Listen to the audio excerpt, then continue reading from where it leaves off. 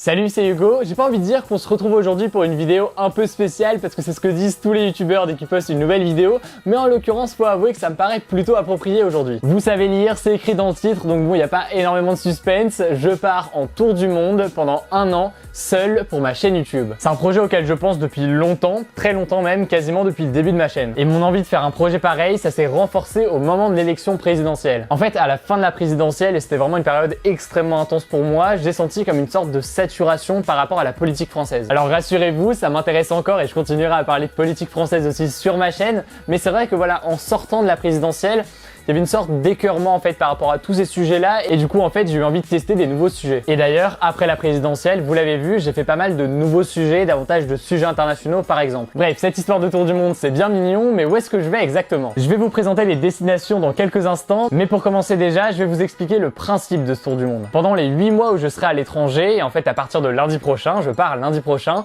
je vais partir à la rencontre d'acteurs de changement. C'est quoi des acteurs de changement? Et bah pour moi des acteurs de changement, c'est des gens qui changent le monde, des gens qui ont un impact, tout simplement. Ça peut être des gens qui ont un impact positif à l'échelle d'un quartier, à l'échelle d'une ville, à l'échelle d'un pays ou même du monde. Mais ça peut être aussi des personnes qui visent à changer radicalement la société avec des projets qui peuvent être polémiques. Si je prends l'exemple de l'intelligence artificielle par exemple, ou de la robotique, ou du transhumanisme, ou des gens qui travaillent pour rendre l'homme immortel, qu'on apprécie le projet ou non, qu'on soit d'accord avec le projet ou non, c'est dans tous les cas des projets qui visent à changer radicalement la société et pour ça, ça m'intéresse. Enfin, parfois, des acteurs de changement, ce sera l'exact inverse de ce que je viens de vous présenter juste ici. Parfois, ce sera simplement des hommes, des femmes qui ont pris une initiative, qui ont eu un impact positif et qui ont une histoire à raconter et que je veux vous partager. Ce tour du monde, je le fais pour moi, mais je le fais aussi pour vous. Je le fais pour moi, encore une fois, parce que c'est ce que j'ai envie de faire aujourd'hui. J'ai envie de raconter des nouvelles histoires, j'ai envie de parler de nouveaux sujets, j'ai envie de vous partager ça et c'est un peu en faisant ça que je me sens le plus utile. Mais je fais aussi pour vous parce que je suis convaincu que les reportages qui vont en ressortir seront extrêmement enrichissants. Alors je vous dis pas que ce sera les vidéos où vous apprendrez le plus, par contre ce sera des vidéos qui devraient vous enrichir, vous inspirer, peut-être même parfois vous émouvoir. Dans tous les cas, ce sera des rencontres avec des personnes, des actions et des phénomènes qu'on n'a pas l'habitude de voir. Alors, je vais annoncer les destinations, vous inquiétez pas, mais avant tout ça, je veux juste répondre aux quelques questions techniques. Déjà, certains d'entre vous doivent se demander si jamais en fait du coup j'ai plaqué mes études, si jamais j'ai tout quitté pour devenir globetrotter. Rassurez-vous, la réponse est non. En fait, actuellement, je suis en 3e année à Sciences Po Paris. Et en 3e année, tous les étudiants ont le choix entre 3 choses, soit partir en université à l'étranger pendant un an, soit partir en stage à l'étranger pendant un an, soit faire un projet personnel à l'étranger. Vous l'aurez compris, j'ai choisi la 3e option et ma demande a été acceptée. Cela dit, qu'on soit bien clair, Sciences Po ne finance pas le projet, Sciences Po ne m'aide pas sur le projet, en fait,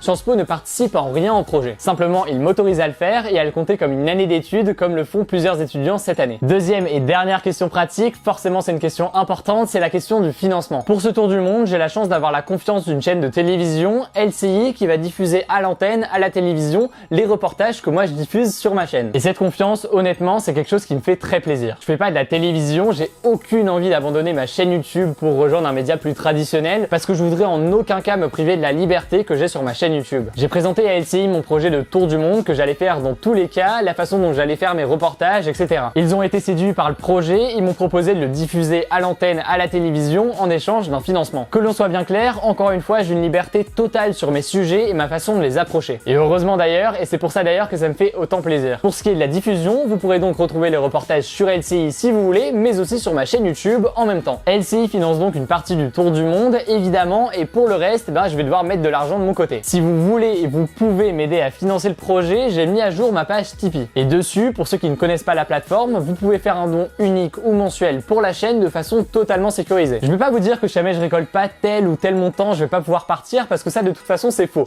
Quoi qu'il en soit, moi pour valider mon année d'études, je dois partir à l'étranger. Par contre, c'est tout con, mais si jamais j'ai un budget un peu plus important, je serai en mesure de me déplacer davantage. Par exemple, tout simplement ne pas seulement rester en ville, mais pouvoir sortir beaucoup plus et se déplacer beaucoup plus au sein des pays. Ça veut aussi dire que je vais peut-être pouvoir déléguer un petit peu le côté administratif pour pouvoir me concentrer sur la partie créative et sur les reportages. Autrement dit, vous l'aurez compris, plus le financement sera important sur Tipeee, plus je serai en mesure d'améliorer mon contenu et de vous proposer les meilleurs reportages possibles. En contrepartie, si vous réalisez un don, quel que soit le montant sur Tipeee, vous aurez accès accès à des contenus exclusifs. Ce contenu exclusif, ce sera pas du contenu d'information, ce sera pas des reportages, ce sera pas des décryptages parce que justement, je considère que ces contenus-là, ils doivent être accessibles librement à tout le monde sur internet. C'est d'ailleurs la raison pour laquelle j'ai lancé ma chaîne YouTube ou encore mon compte Instagram dernièrement. Par contre, tous les donateurs sur Tipeee auront accès à du contenu exclusif qui concerne un peu les coulisses de ce tour du monde. Donc régulièrement, je vais poster des posts écrits, mais aussi des posts en vidéo pour un peu vous tenir au courant entre guillemets des coulisses de ce tour du monde. Vous recevrez un mail dès qu'il y a un nouvel article ou une nouvelle vidéo et en plus de ça, moi je posterai les liens sur Twitter pour que vous ne puissiez pas les rater.